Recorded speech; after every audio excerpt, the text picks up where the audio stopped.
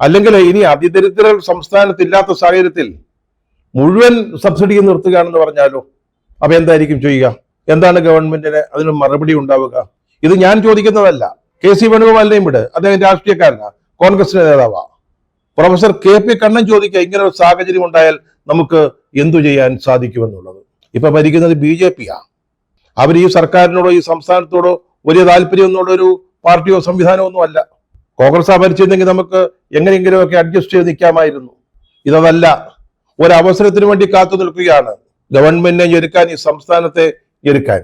അവരുടെ മുമ്പിൽ വലിയ പ്രഖ്യാപനം കൊട്ടിഘോഷിച്ച് ആഘോഷമായിട്ട് നമ്മുടെ സംസ്ഥാനത്തിന് അതിദരിദ്രരില്ലേ എന്ന് പറയുക. അപ്പൊ കേന്ദ്രം പറയും, ഇല്ലെങ്കിൽ പിന്നെ എന്തിനാണ് സബ്സിഡി എന്ന് ചോദിച്ചാൽ എന്താണ് ചെയ്യുക? വളരെ ഗൗരവതരമായ ഒരു പ്രശ്നമാണ് പ്രൊഫസർ KP കണ്ണനും KC വേണുഗോപാൽ ഇപ്പോഴും ഉന്നയിച്ചിരിക്കുന്നത്. ഈ അതിദരിദ്രരില്ലാത്ത സംസ്ഥാനമായിട്ട് പ്രഖ്യാപിച്ചത് വഴി ലോകം മുഴുവൻ കേരളത്തെ ശ്രദ്ധിക്കുന്നുവെന്നാണ് CPM സംസ്ഥാന സെക്രട്ടറി പറഞ്ഞത്. ശരിയാകുമെന്ന, പക്ഷേ ലോകം മുഴുവൻ കേരളത്തെ ശ്രദ്ധിച്ചുകൊണ്ടിരിക്കുക. അത് പക്ഷേ ഈ ഒരു പ്രഖ്യാപനത്തിന്റെ പേരിലൊന്നും അല്ല, ശബരിമലയുടെ പേരില.